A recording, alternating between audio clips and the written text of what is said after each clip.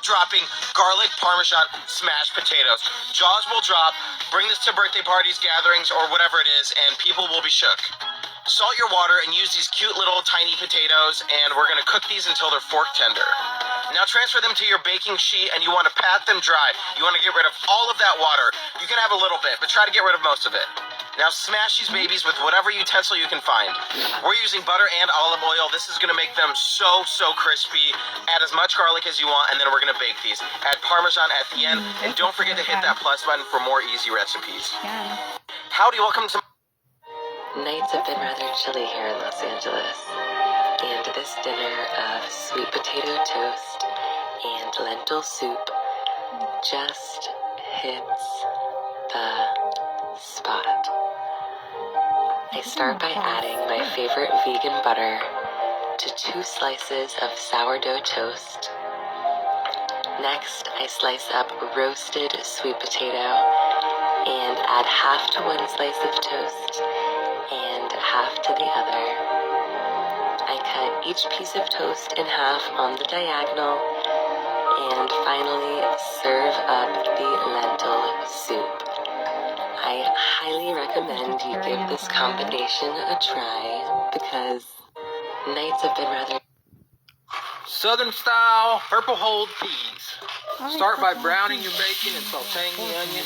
Throw in some smoked baby feet, and then add about 6 cups of chicken stock or water. Then 4 cloves crushed garlic, 2 bay leaves, and let that simmer for an hour. Then add a 1/4 teaspoon red pepper flakes.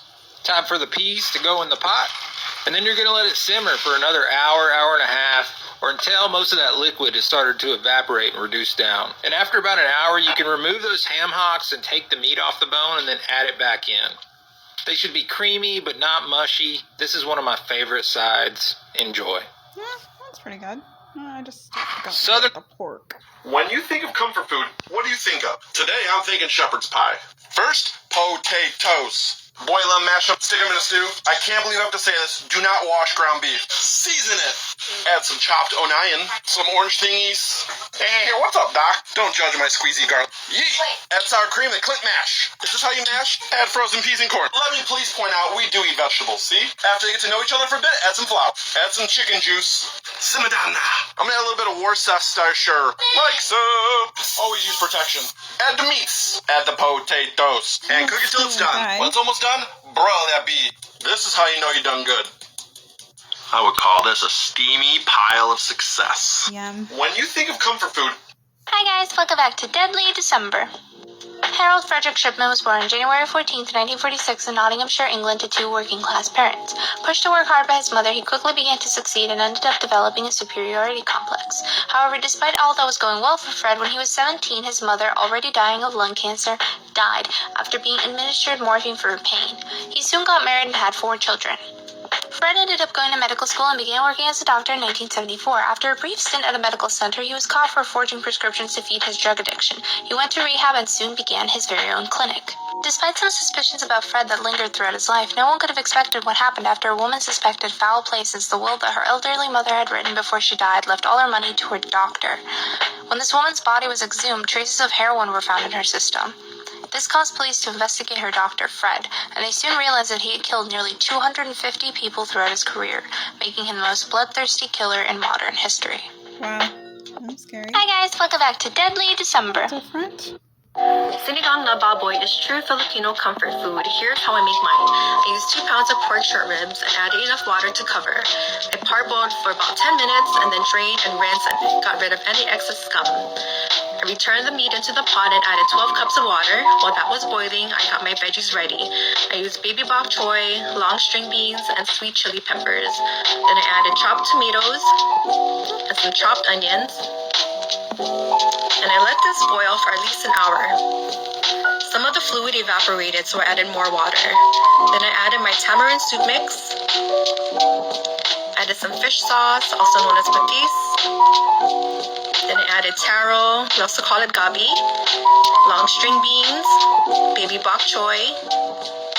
Gave that a good mix. Then lastly, I added my sweet chili peppers. Then I let this simmer for about 10 minutes. And then it's ready. All done. Sinigang na baboy. Fry a stick of butter in a cast iron skillet. Then mix 1 cup of Bisquick, 1 cup of sugar, and 1 cup of milk. I also add a little cinnamon. Pour the mixture into the hot butter. Take a can of peaches with heavy syrup, a dash of cinnamon, and pour into the Bisquick mixture. It's so good it makes you want to slap your mama. Fry a stick of butter in a cast iron skillet. Hey guys, today I'm going to show you my all-time favorite, which is an Irish Guinness beef stew. I don't know how Irish it is, but it is delicious. Fry up 5 slices of bacon. When it's done, remove from the pan, leaving the fat behind. Add in your beef. Cook it for about 5 minutes on each side. Just get a good sear. You don't need to cook it all the way through, and look at all that flavor on the bottom. Throw in 1 chopped onion and a teaspoon of salt. 4 cloves of minced garlic. After a minute, we're going to pour on 1 entire 14.9-ounce can of Guinness. It does need to be Guinness. And scrape the bottom to get all that flavor off. Return your bacon and beef into the pan and add 3 chopped carrots and 3 celery stalks. 1/4 cup of tomato paste, 2 teaspoons black pepper, 2 teaspoons of thyme, and another teaspoon of salt. 2.5 cups of chicken broth. Give it a good mix, and then we're going to cover it and let this simmer for 3 hours. In the last half an hour, take off the lid so that it can thicken. And oh my god, you guys, this is so full of flavor and delicious. You have to try it. Really good. Hey guys. Let the animals live. Let the animals live. They never did a single thing to hurt you, so let the animals live. Let the animals live. Eat veggies, fruits, nuts, and seeds.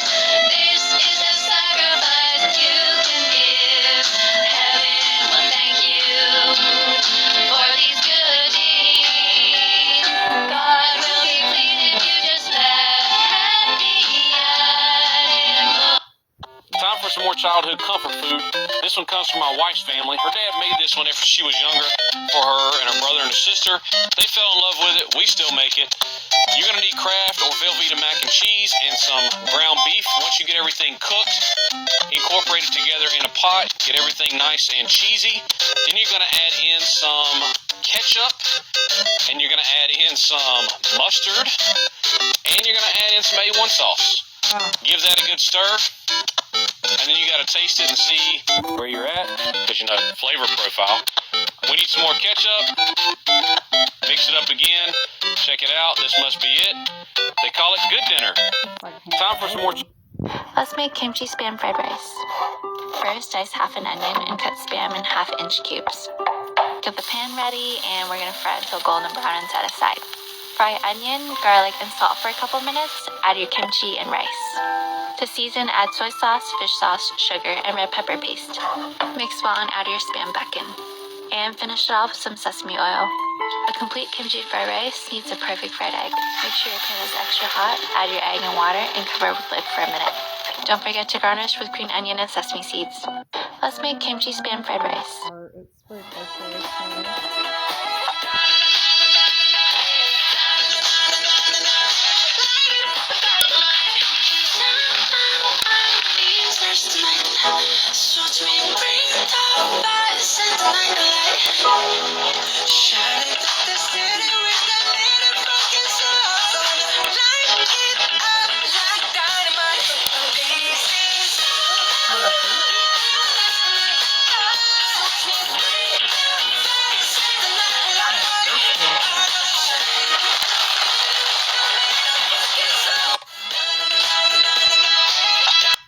That was really good.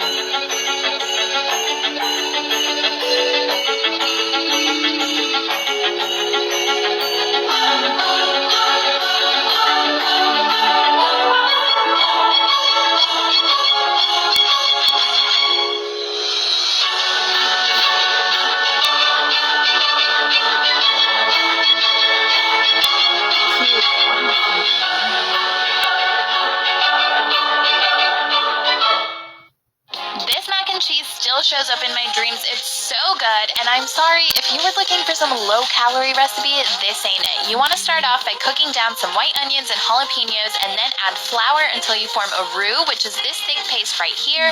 Pour in your milk and keep whisking this over medium heat until you get a thick but creamy sauce.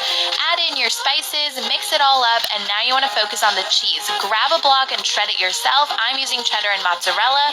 Tabasco is the secret ingredient. Mix in your pasta, add more cheese on top, bake it in the oven, and voila. This mac and cheese still... It's that time of the year again, so I'm going to show you how to make the perfect roasted chestnuts, or as we call it, gastena. Use a sharp knife to dig in a plus sign on the rounded side. I use this handy dandy tool I found on Amazon, but you don't need it. Okay, the first hack is to add it to some cold water and let it come to a boil before you roast it. This makes the skin peel back so easily. Then roast them in the oven at 450 degrees Fahrenheit for about 15 minutes. The other hack is to cover it with a towel for about 15 minutes and the skin will peel right off like so. Enjoy! It's that time of the... I swear this is the recipe that my brother with no taste buds asks for every single year, and we're gonna make it. The first time I had this was at my Aunt Linda's sister's house during Thanksgiving, and she absolutely killed it and gave me a couple tips. First, we're gonna be a little bougie and infuse butter with some thyme because we can, and we're also gonna use Jiffy corn mix because we love making our life easier. We're also gonna use sour cream and a can of cream corn to make things extra moist, and I'm sorry about using that word, but get over it. Once everything is well incorporated and combined like this beauty over here, pour her into a greased baking dish and bake at 350 for 40 to 50 minutes. You want her to be extra golden brown. Now, the other star of the show is the honey compound butter, the peanut butter to this woman's jelly, and she is absolutely gorgeous. Once the compound butter is done and the casserole is finished, slice her up and serve. Now, here's how we're gonna make her special. You're gonna plate her, you're gonna drizzle on some honey, and then spread on some of the compound butter. We're also gonna garnish with some thyme leaves or red pepper flakes because we can handle some spice. Now, grab a fork and dive in. I swear this is...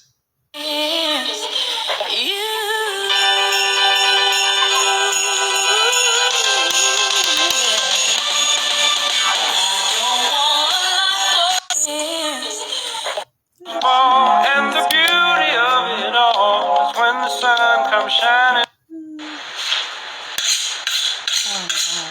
If you're a TikTok steak expert, keep scrolling. But if you want to learn how to cook a good steak, let's get it, dude. Melt your stick of unsalted butter. Unsalted butter. As your butter's melting, hit it with some fresh garlic. On medium heat, lay your steaks down.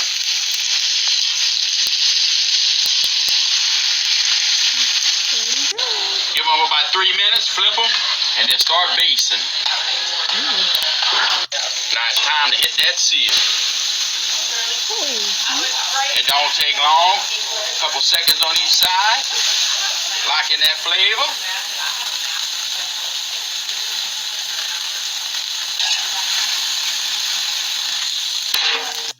Wow.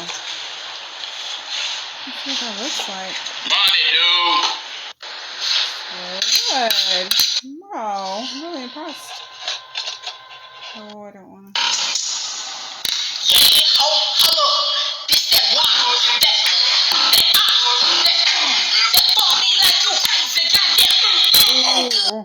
Today we're making onigiri, Japanese rice balls. Start cooking Japanese white rice. I found that jasmine rice wasn't sticky enough.